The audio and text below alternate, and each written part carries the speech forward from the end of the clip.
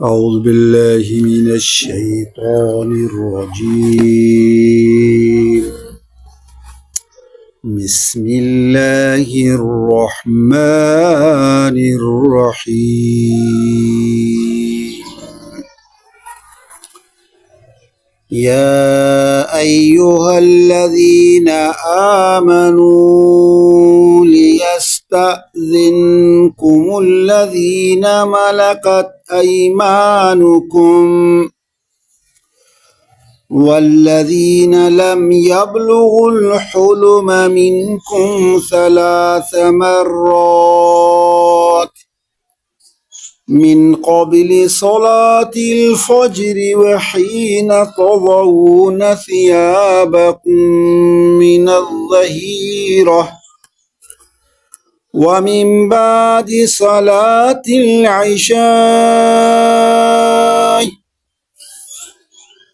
3 عورات لكم ليس عليكم ولا عليهم جناح بعدهن طوافون عليكم بعضكم على بعض كذلك يبين الله لكم الآيات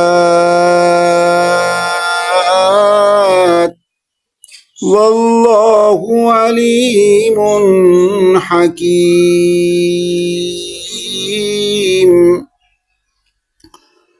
وإذا بلغ الأطفال منكم الحلم فليستأذنوا كما استأذن الذين من قبلكم كذلك يبين الله لكم آياته والله عليم حكيم.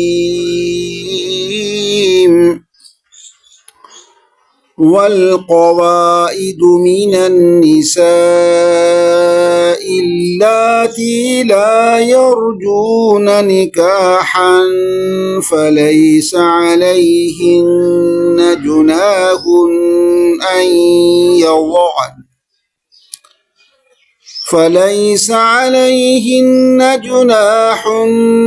أن يضعن ثيابهن غير متبرجات بزينة وأن يستعففن خير لهن والله سميع عليم.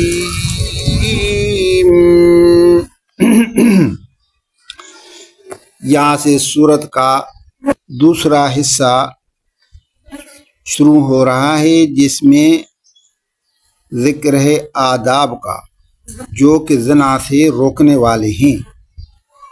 अल्लाह ताला फरमाते हैं या अय्युहल्लज़ीना आमनू लियस्ताज़िनकुमुल्लज़ीना मलकत अयमानुकुम, ए ईमान वालो चाहिए कि इजाज़त तलब करें तुमसे 3 बार 3 औकात में।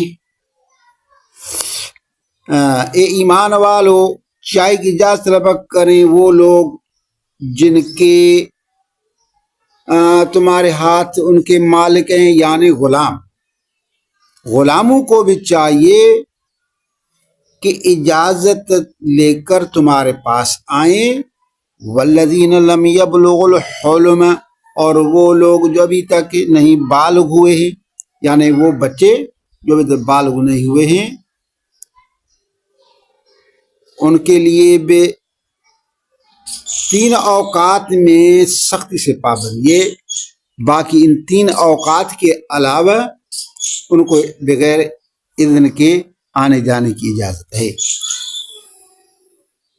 3 मर्रातिन 3 बार इजाज़त तलब करें, 3 औकात में तलब करें इजाज़त। मिन क़ब्ल सलातिल फज्र, पहला है कि नमाज फजर से पहले। वहीन तज़ऊन सियाबकुम मिनज़्ज़हीरा, और दूसरा से जो तुम رکھتے ہو اپنے بعد کپڑے دوپہر کے وقت آرام کرنے کے لیے. اور تیسرا ومن بعد صلاۃ العشاء، عشاء کی نماز کے بعد. ثلاث عورات لکم، یہ 3 اوقات ستر کے ہیں، پردے کے اوقات ہی. یہ بھی نہ آئیں، غلام بھی نہ آئیں، لڑکے بھی نہ آئیں. لیس علیکم ولا علیہم جناح بعدہن، نہیں ہے تمہارے اوپر نہ ان کے اوپر کوئی گناہ ان کے بعد، ان اوقات کے علاوہ. بغیر اجازت تمہارے گھر میں آئیں، کمرے میں آ جائیں، داخل ہوں، ان کو اجازت ہے.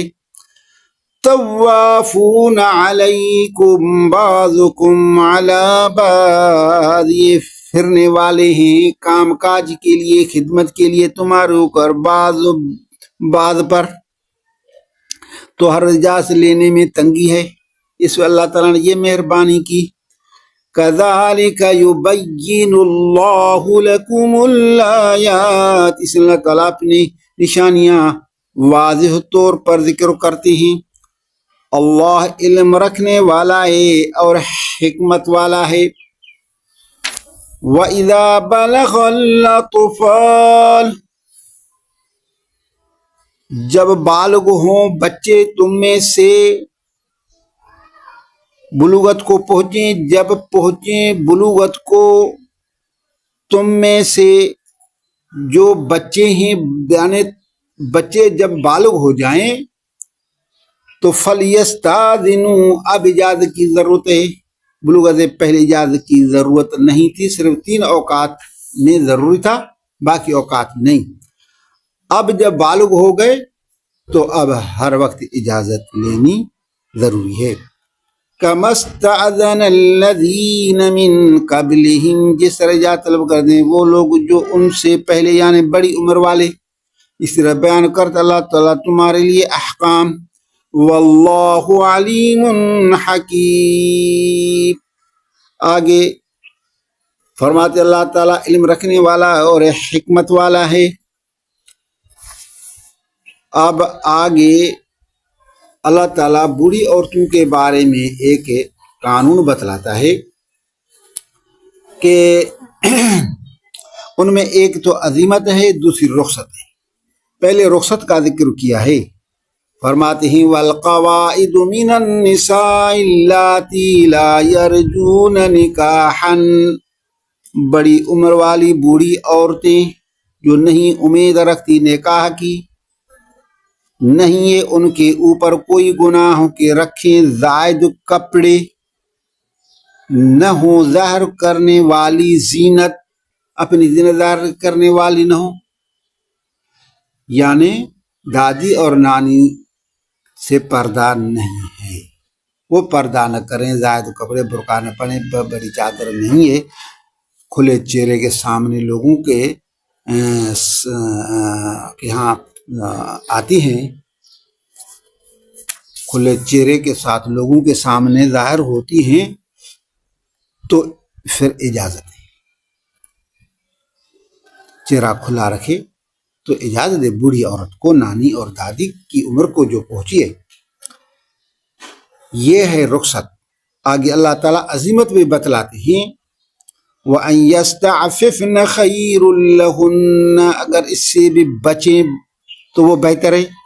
یعنی بوڑھی بھی پردہ کرے، وہ بھی چہرہ چھپائے. تو آج کل تو بھائی فتنے کا دور ہے، تو سب قسم عورتوں کے لیے پردہ ہی ہونا چاہیے، شیطانی دور. واللہ سمیع علیم، اللہ تعالیٰ تمہارے باتوں کو سننے والا ہے اور علم رکھنے والا ہے. آگے اللہ تعالیٰ منافقین و مومنین کی صفات کا ذکر کرتا ہے. انما المؤمنون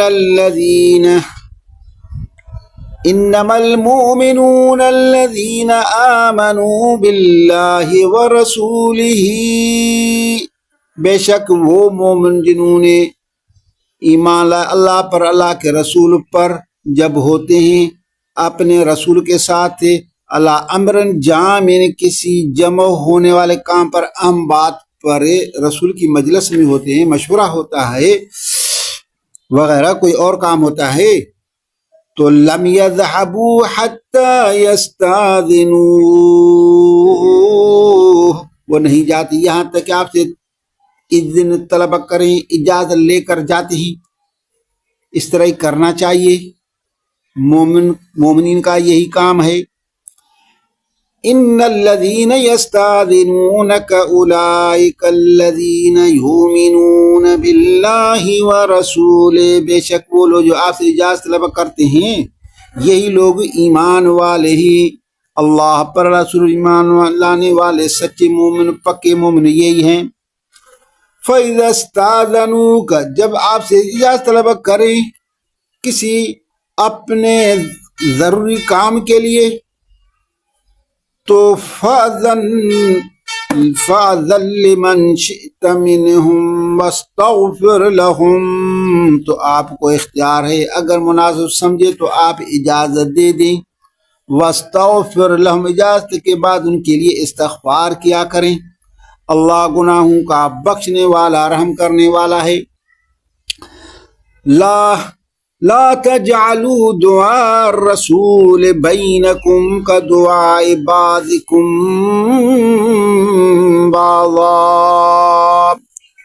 حسن صحبت کا درجہ ثانی اللہ تعالیٰ ذکر فرماتے ہیں، مت بناؤ رسول کے بلانے کو اپنے درمیان میں جس طرح ایک دوسرے کو بلاتے ہو،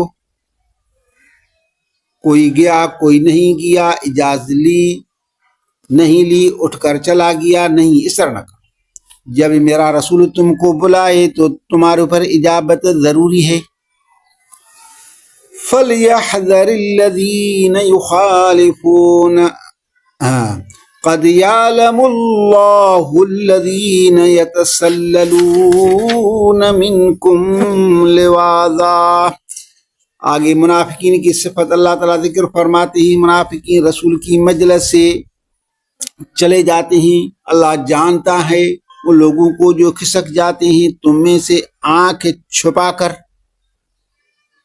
رسول کو اطلاع نہیں ہوتی، اجازت ہی نہیں لیتے، کھسک جاتے ہیں، تو اللہ تعالیٰ فرماتے ہیں فَلْيَحْذَرِ الَّذِينَ يُخَالِفُونَ عَنْ أَمْرِهِ، چاہیے کہ بچے وہ لوگ جو مخالفت اللہ کے حکم کی، کہ پہنچے ان کو کوئی دنیا میں مصیبت، او یصیبہم عذاب علیم، یا پہنچے ان کو آخرت میں دردناک عذاب۔ کیوں بغیر اجازت کے رسول کی مجلس سے چلے جاتے ہیں؟ جب کوئی اہم معاملہ ہے جس کی وجہ سے سارے جمع ہیں، مشورہ ہو رہا ہے، کوئی ضروری کام ہے، تو مومن اجازت طلب کر کے جاتا ہے، اور منافق کو چھپ کر کے چلا جاتا ہے۔